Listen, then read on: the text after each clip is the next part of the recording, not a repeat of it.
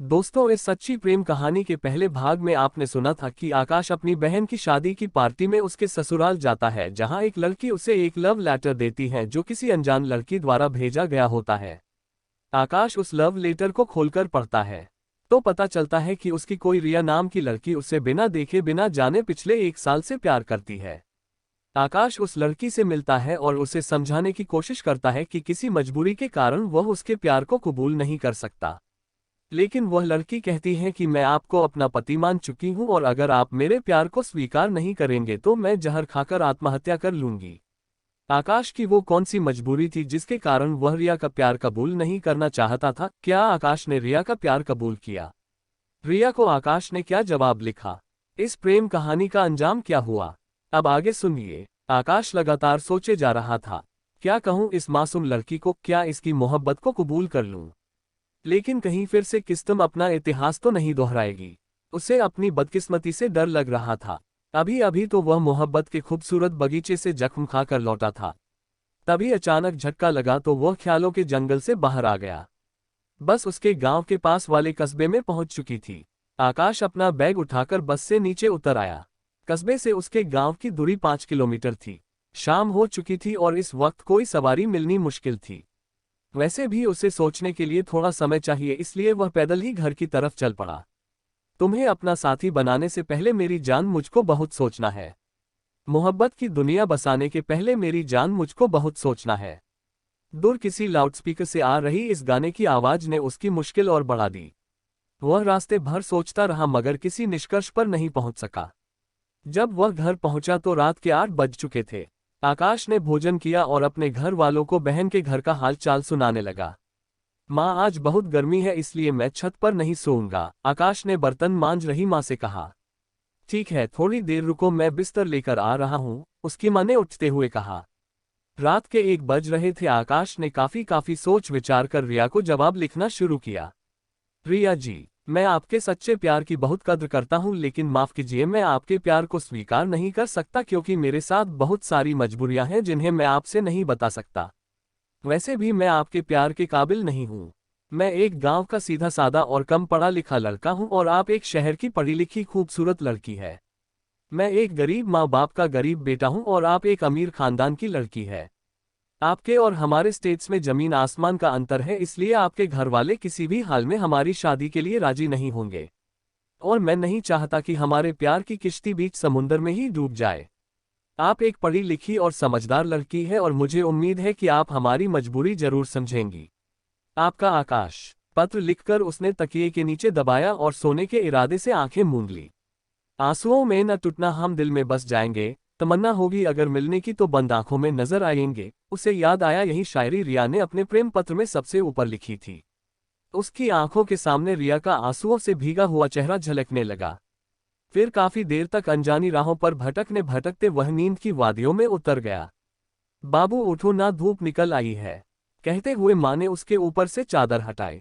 आकाश ने आंखें मीचते हुई मोबाइल पर टाइम देखा। सुबह के 7 बज रहे थे।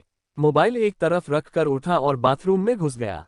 बाथरूम से निकलते ही माँ ने बताया कि मोबाइल पर किसी का कॉल आया था।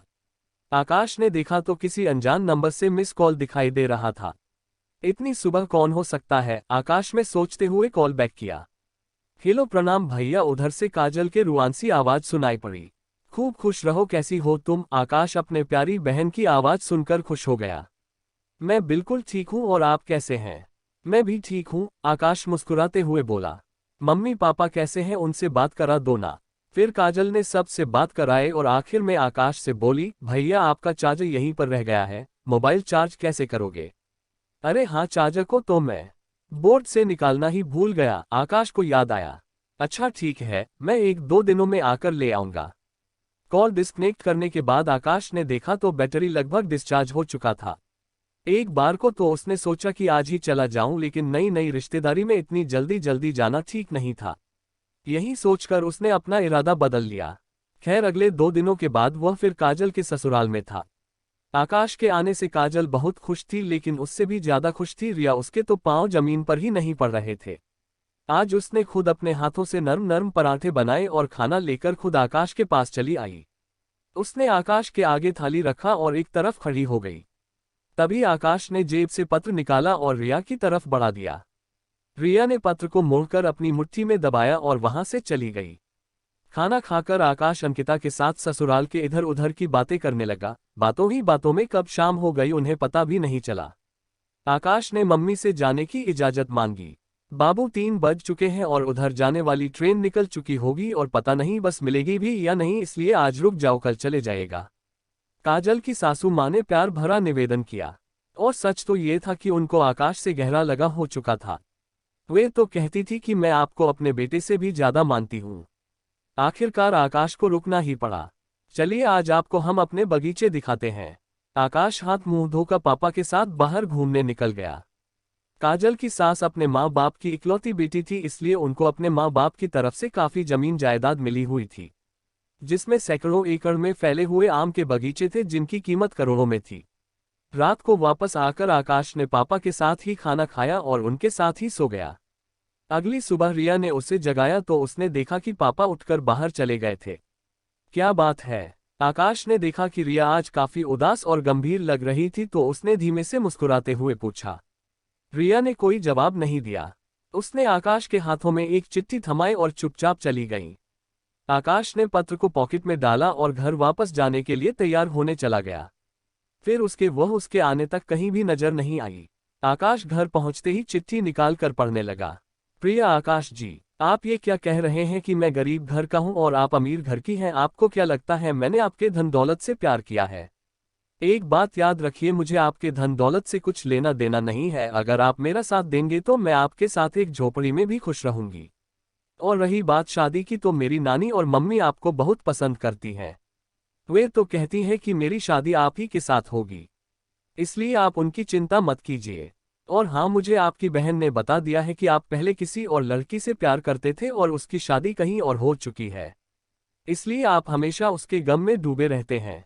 आप हमेशा उदास और दुखी रहते हैं। लेकिन सुन लीजिए कि मैं उसके जैसी लड़की नहीं हूं कि आपको धोखा दे दूंगी। आज मैं अपने माँ बाप की कसम खाती हूँ, अपने प्यार की कसम खाती हूँ, अपनी लाश की कसम खाती हूँ कि आपको कभी धोखा नहीं दूंगी।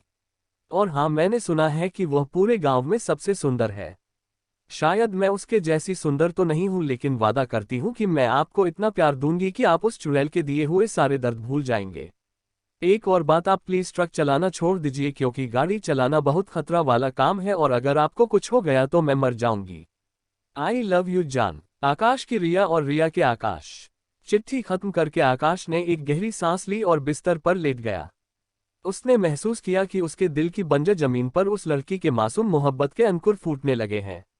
अब उसे भी धीरे धीरे रिया से प्यार होने लगा था। धीरे धीरे ही सही, लेकिन वह लड़की उसके ख्यालों में छाने लगी। अब गाड़ी पर कब जाना है? रात को भोजन करते समय पापा ने आकाश से पूछा। नहीं, अब मैं गाड़ी नहीं चलाऊंगा, आकाश ने रोटी का निवाला मुंह में डालते हुए कहा तो पापा ने चौंक कर उसकी तरफ देखा। क्यों? पापा ने उसके चेहरे पर नजरें गड़ाते हुए पूछा। क्योंकि मुझे मोटर लाइन का गंदा माहौल बिल्कुल अच्छा नहीं लगता। आकाश खाना खाते खाते रुक गया था।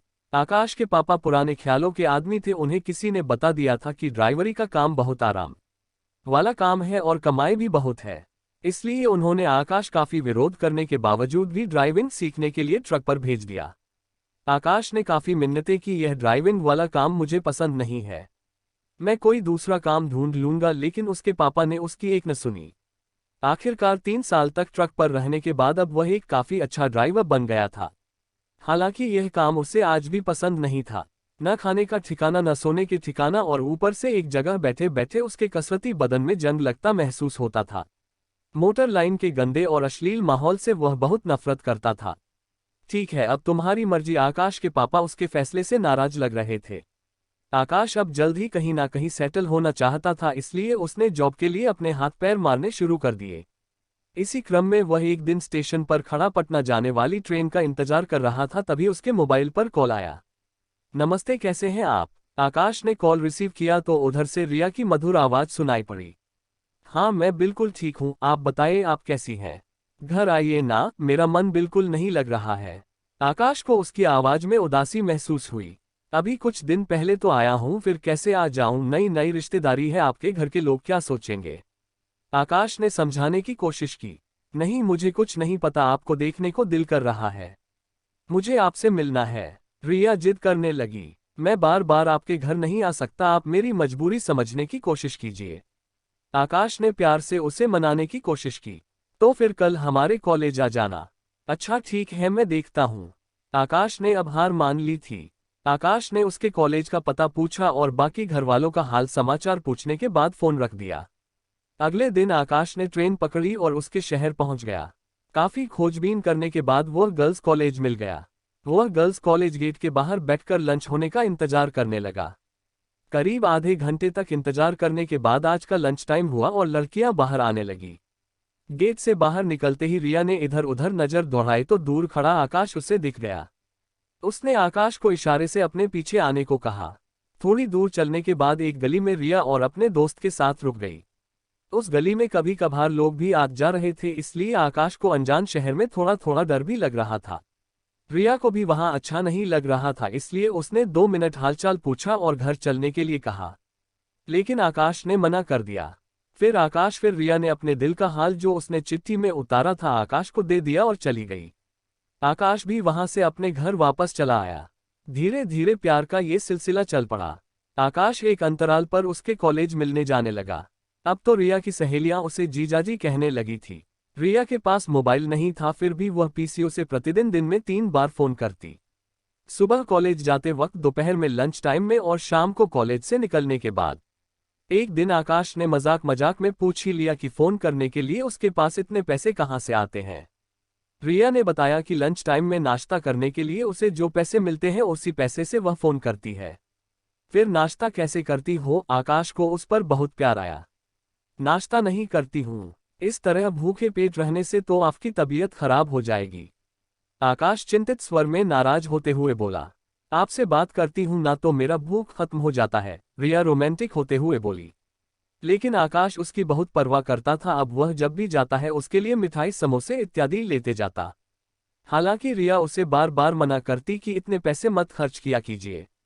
खैर, इसी तरह उनका धीरे धीरे उनका प्यार बढ़ता ही चला गया।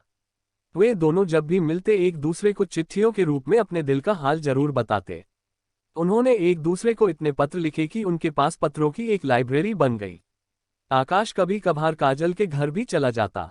वे सबके सो जाने के बाद रात को किचन में मिलते और एक दूसरे के गले में बाहें डालकर जी भर के बातें करते और साथ जीने मरने की कस्में खाते। शायद उन्हें इस बात का जरा गुमान भी नहीं था कि उनके जीवन में एक तूफान आने वाला है जो उनके सारे सपनों को तहस नहस कर देगा।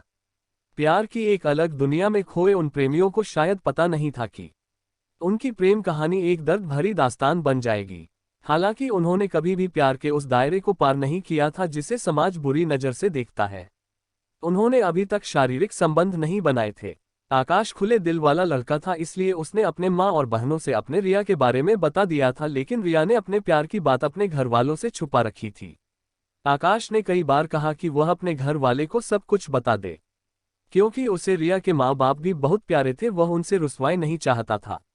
लेकिन वह शायद उनसे अपने प्यार की बात कहने में डरती थी। वह आकाश से कहती कि वह अपने पापा को हमारे रिश्ते की बात करने के लिए हमारे घर भेजे। चूंकि आकाश अभी तक बेरोजगार था, इसलिए पहले वह अपने पैरों पर खड़ा होना चाहता था ताकि वह रिया को खुश रख सके। इसके लिए वह काफी प्रयास भी कर रहा था। आकाश के कुछ दोस्त काठमांडू में फलों का कारोबार करते था। उन्होंने आकाश को भी अपने पास बुला लिया। आकाश वहीं उनके साथ रहकर फल बेचने का काम करने लगा। आकाश के बाहर जाते हैं उनका मिलना और बात करना बंद हो गया और वे दोनों प्यार की जुदाई में तड़पने लगे। रिया के पास मोबाइल नहीं था और काठमांडू चूंकि विदेश था, इसलिए वहां इंडिया की सिम काम नहीं करते थी। अब उनके लिए उनकी चिट्ठियां ही जीने का सहारा थी।